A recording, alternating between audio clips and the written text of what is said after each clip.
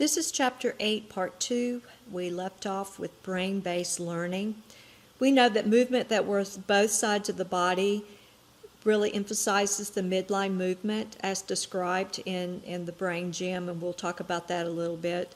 Brain gym activities are designed to stimulate the mind and body to learn, and movement that uses both sides of the body and crosses the center line help increase fine and gross motor coordination, which is very important. Brain research in the area confirms that the learning process can be enhanced through physical activity. We know that exercises kind of feeds the brain. It feeds the nutrients in form of glucose, and it increases nerve connections, and it makes it easier for kids to learn. Movement increases the oxygen supply to the brain, improves circulation, regulates the children's mood, encourages the natural motivators that we have, and it reduces the amount of time spent sitting. It discourages passive learning, it pins down thought, anchors thought, generates interest, maintains a mind-body state. When we're looking at brain gym, these are activities that stimulate the mind and body to help the child be prepared to learn.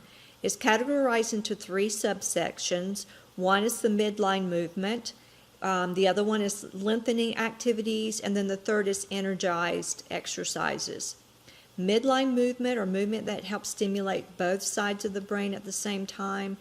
The right side of the brain activates the left side of the brain, and it uses both sides of the body, and it increases, like I said earlier, gross motor and fine motor coordination.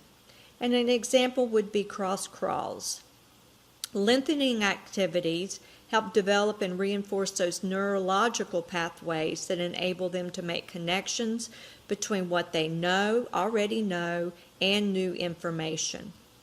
Lengthening activities actually lengthen the muscles in the neck and shoulders, helping muscles to relax after long periods of sitting, reading, or close visual work. An example would be the owl, the movement of the owl. Energizing exercise or energy exercises, postures for deepening attitude, helps reestablish those neural connections between the body and the brain, and it supports the electrical and chemical changes that occur in the mental and physical events.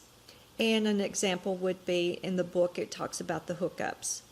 Integrating games and activities, looking at language arts, math, social studies, geography, science, anatomy, physiology, health, and nutrition.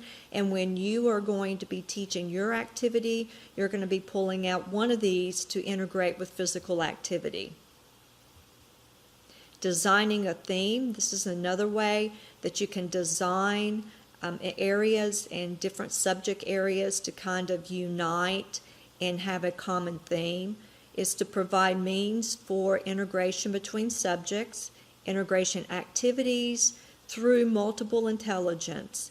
And this is just an example of using the Olympics, Olympic math, history, social studies, language, science. So all of the teachers in the elementary school would come together, even the physical educator, the recess supervisor, and have this common theme that children can learn.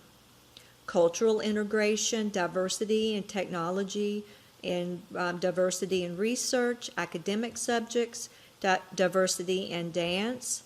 And this is the end of Chapter 8, Curriculum Integration in the Classroom.